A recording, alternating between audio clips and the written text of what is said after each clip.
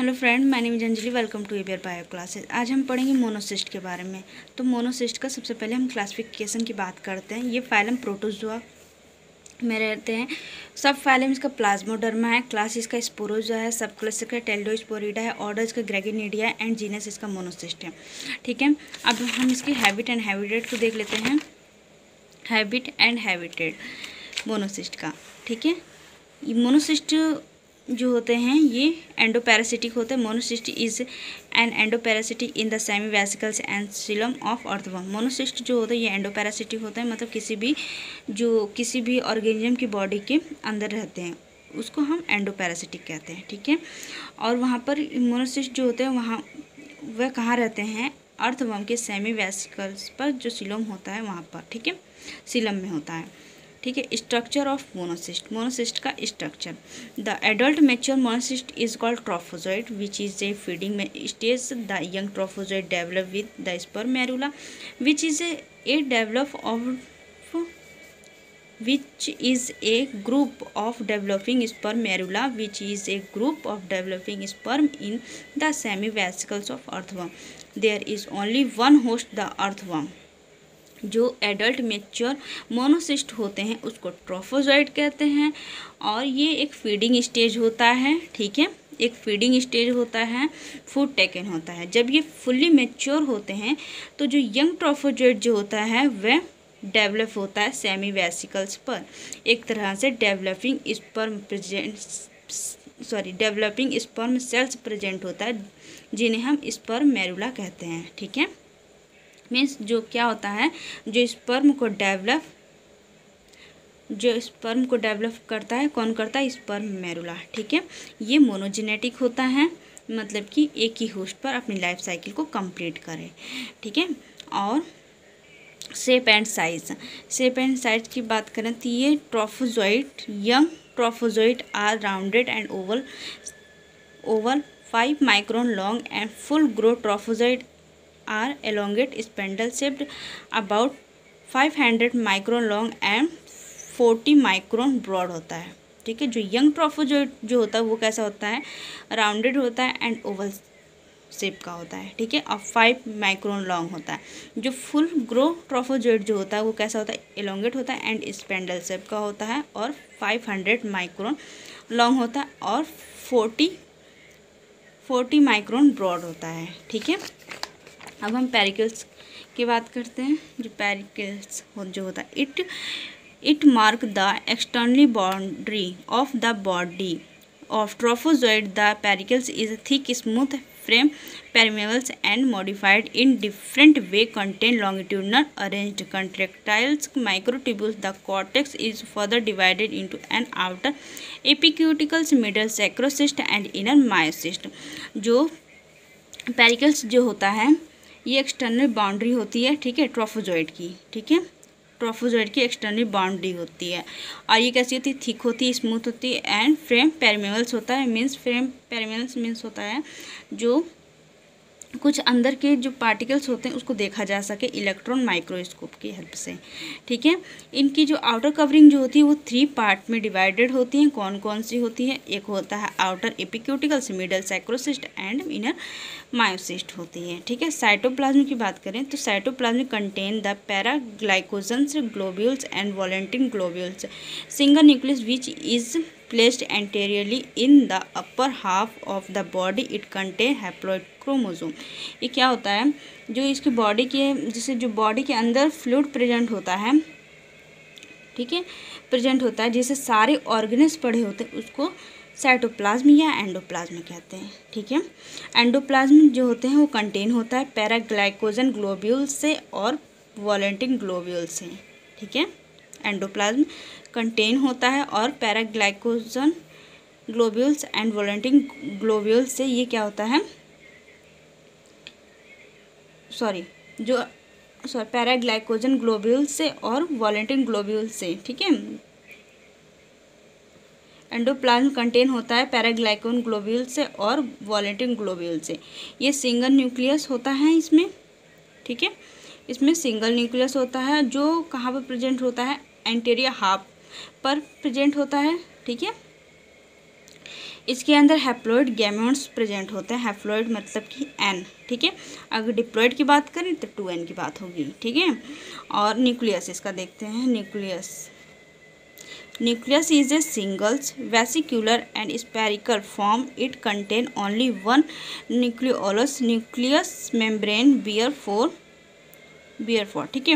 Nucleus जो होता है इसमें सिंगल न्यूक्लियस, जैसे मोनोसिस्ट में सिंगल न्यूक्लियस होता है जो कैसा होता है, स्पेरिकल शेप का होता है और वेसिकल फॉर्म में होता है, ठीक है। ये न्यूक्लियस के चारों ओर मेम्ब्रेन बनी रहती है होगी। उस मेम्ब्रेन पर छोटे छोटे पोर्स होंगे और वो छोटे छोटे पोर्स को बियर करता है जो कि क्रोमेटिन बाहर आते हैं, ठीक है, जिससे कि क्रोमेटिन बाहर आते हैं और फर्टिलाइजेशन में ये हेल्प करते हैं, ठीक है। फर्टिलाइजेशन में हेल्प करेंगे और प्रोटीन सिंथेसिस में हेल्प करते हैं। कौन? न्यूक्लियस, ठीक है। ये इसका डायग्राम है। ये है फ्री यंग ट्रोफोजोइट है ए और मैच्योर ट्रोफोजोइट है, ठीक है। यहाँ पे न्यूक्लियस प्रेजेंट है, ठीक है। इसमें एंडोसोम्स हैं, ठीक है। और न्यूक्लियस के चारों ओर मेम्ब्रेन होती है। यहाँ पर मेम्ब्रेन है चारों ओर न्यूक्लियस के और इसमें छोटे छोटे पोर्स होंगे। ये छोटे छोटे पोर्स को बियर करता है जो कि क्रोमेटिन बाहर आते हैं, इसमें फर्टिलाइजेशन में ये हेल्प करते हैं और प्रोटीन सिंथेसिस में ये हेल्प करते हैं, ठीक है।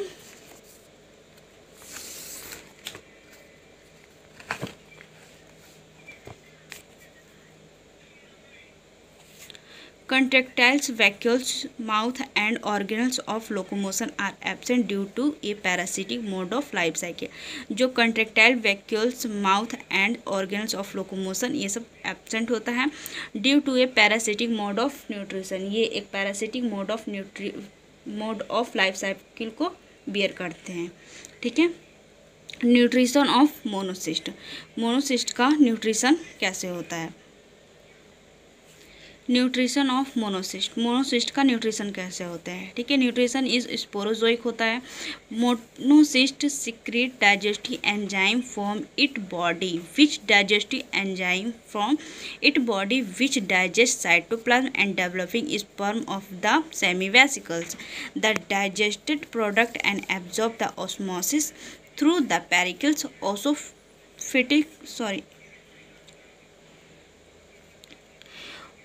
Autotrophy, the excess found is paraglycogen, ठीक है।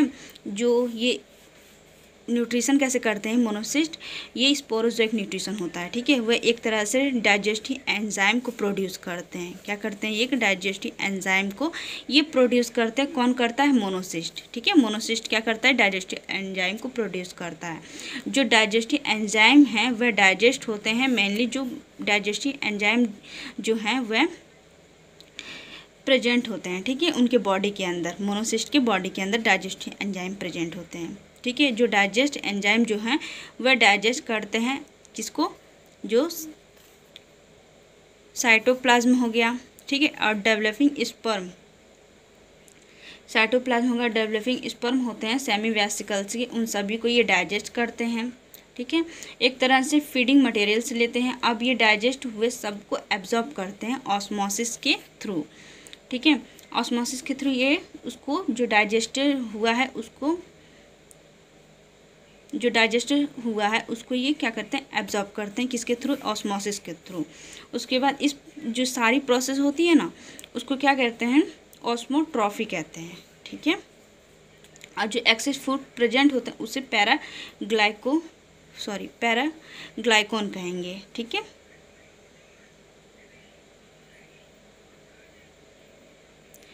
पैराग्लाइकोन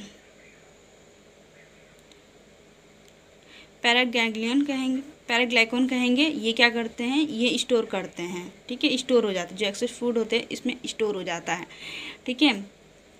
सबसे पहले इस प्रोसेस में क्या हुआ? जो डाइजेस्टिव एंजाइम है वो डाइजेस्ट होंगे। साइटोप्लाज्म डेवलपिंग स्पर्म जो होता है सेमी वेसिकल्स के, उन सबको डाइजेस्ट करता है। फीड मटेरियल, एक तरह से फीड मटेरियल लेता है। फिर डाइजेस्ट हुआ जो भी साइटोप्लाज्म और डेवलपिंग स्पर्म जो डाइजेस्ट हुआ उसको क्या करेंगे? एब्जॉर्ब करेंगे। एब्जॉर्ब करते हैं ऑस्मोसिस के थ्रू और पेरिकल के थ्रू। और इस प्रोसेस को ऑस्मोट्रॉफी कहते हैं। ठीक है, उसके बाद क्या करते हैं, जो एक्सेस फूड प्रेजेंट होते हैं उसमें पैराग्लाइकोन, जो एक्सेस फूड जो प्रेजेंट होता है वो पैराग्लाइकोन के थ्रू ये क्या करते हैं, स्टोर हो जाते हैं। ठीक है, और इनकी बॉडी से आउट हो जाते हैं, एलिमिनेटेड हो जाते हैं, ब्लड को भी एब्जॉर्व कर लेते हैं। कौन करता है, मोनोसिस्ट। ठीक है, मोनोसिस्ट। अब रिस्पायरेशन इन पैरामीशियम। अब पैरामीशियम में रिस्पायरेशन कैसे होता है, तो पैरामीशियम में जो रिस्पायरेशन है वो डिफ्यूजन टाइप का होता है। ठीक है, तो in monocyst respiration is performed by diffusion since it lives as a parasitic with the body of the earthworm. It has no direct contact with the anterior and change of getting free oxygen is very remote. जो oxygen इसमें जो present होता है वो diffusion के through oxygen लेते हैं। ठीक है, ये क्या करते हैं, डिफ्यूज़न के थ्रू बहुत सारे पार्टिकल्स हैं वह एक ही तरह से टूटते हैं। ठीक है, एक ही तरह से वो टूटेंगे। हम जानते हैं कि जो पैरासिटिक की बॉडी में रहते हैं, ठीक है, मोनोसिस्ट की बॉडी में रहते हैं और वो डायरेक्ट कांटेक्ट में, इन्वायरमेंट के डायरेक्ट कांटेक्ट में नहीं आते हैं। ठीक है, डायरेक्ट कांटेक्ट में नहीं आता। तो जब अर्थवर्म ऑक्सीजन लेगा तो वहाँ से ये उसकी बॉडी के अंदर से ही ऑक्सीजन लेंगे। ठीक है, टुकड़े जैसे तोड़ के, एक तरह से तोड़ के ये लेता है डिफ्यूज़न के थ्रू। ठीक है, जो मोनोसिस्ट मतलब इन्वायरमेंट के डायरेक्ट कांटेक्ट में नहीं आता है। जब जैसे मोनोसिस्ट जो होता है वो डायरेक्ट कांटेक्ट में नहीं आता है इन्वायरमेंट के, सबसे पहले क्या करेगा, जो अर्थवर्म है वो ऑक्सीजन लेगा, उसके बाद उसकी बॉडी के अंदर रहता है सेमी वेसिकल्स पे, तो वहाँ से वो जब उसकी बॉडी के अंदर जब ऑक्सीजन जाएगा तो वहाँ से वो ले लेगा, रिस्पायरेशन करता है। ठीक है,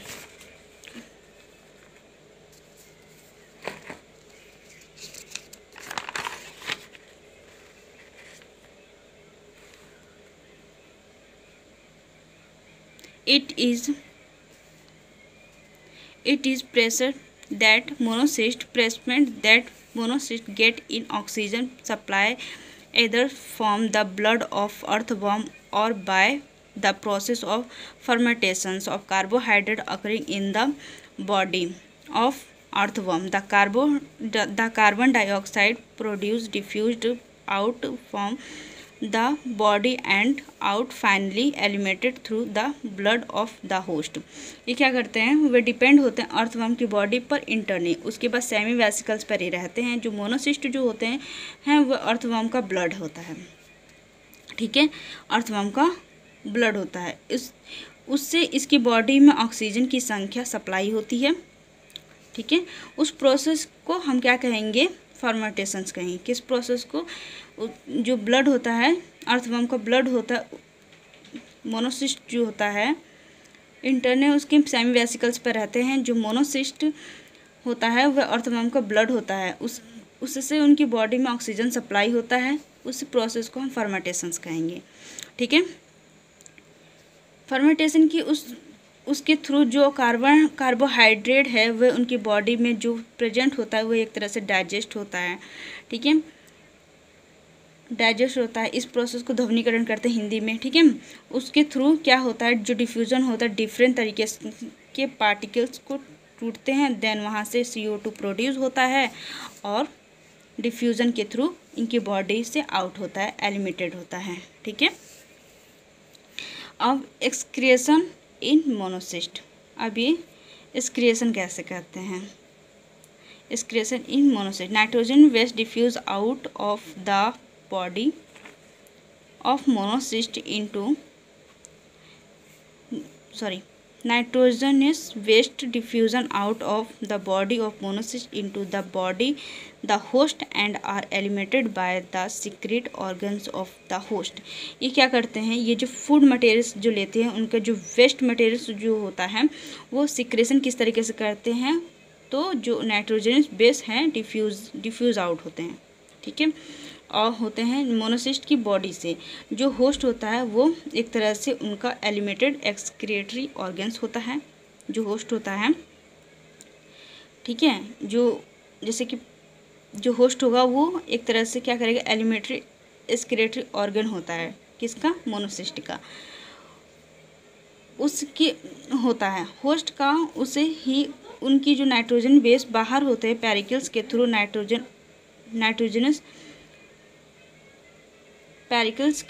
नाइट्रोजनस जो बेस होते हैं उसे बाहर करते हैं डिफ्यूज़न की प्रोसेस। देन यहाँ पे क्या होता है कि सारी पार्टिकल्स बाहर आ जाती हैं। फिर क्या होता है, जो अर्थवर्म हो उसकी बॉडी में प्रेजेंट होता है वो सिक्रेटरी पोर होते हैं, वहाँ से जाकर एलिमिनेटेड होता है। ठीक है, क्या करता है, जो होस्ट होता है जैसे कि जो अर्थवर्म होता है वो होस्ट है उसका, और जो मोनोसिस्ट है वहाँ से जो होस्ट से ही वो अपना सिक्रेटरी करता है, सिक्रेशन करता है। ठीक है, सिक्रेटरी ऑर्गन्स होता है होस्ट, मतलब कि उसका जो अर्थवर्म है वो क्या हुआ, उसका सिक्रेटरी ऑर्गन्स हुआ, वहीं से वो अपना सिक्रेशन करता है। ठीक है, और किस टाइप का होता है, नाइट्रोजन बेस जो होता है वहाँ से डिफ्यूज़ आउट करता है, वो डिफ्यूज़ आउट करता है। ठीक है, और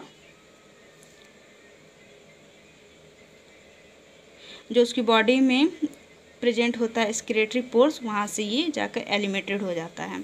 रिप्रोडक्शन इन मोनोसिस्ट, मोनोसिस्ट का रिप्रोडक्शन कैसा होता है, monocyst reproduce is always followed by asexual reproduction. As a matter of fact the process of independent जो मोनोसिस्ट होता है वो एसेक्सुअल रिप्रोडक्शन करता है हमेशा। ठीक है, ऑलवेज एसेक्सुअल रिप्रोडक्शन करता है। इनकी जो प्रोसेस होती है वो इंडिपेंडेंट होती है अर्थवर्म के ऊपर। ठीक है, अर्थवर्म के ऊपर ये इंडिपेंडेंट होते हैं। ठीक है,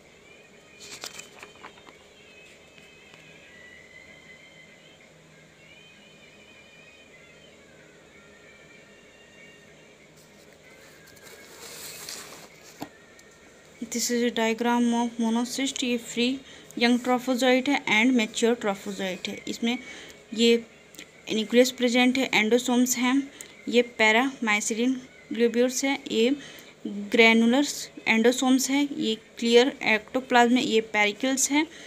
ठीक है, ये स्पर्म टेल है। पहले इसको सब सीलिया सोचते थे, जो साइंटिस्ट थे उन्होंने इसको जब देखा तो उनको लगा ये सीलिया है, बट उसकी डीप स्टडी के बाद इनको पता चला कि ये स्पर्म टेल है। ठीक है, मोनोसिस्ट का ये डायग्राम है। Thank you so much watching this video.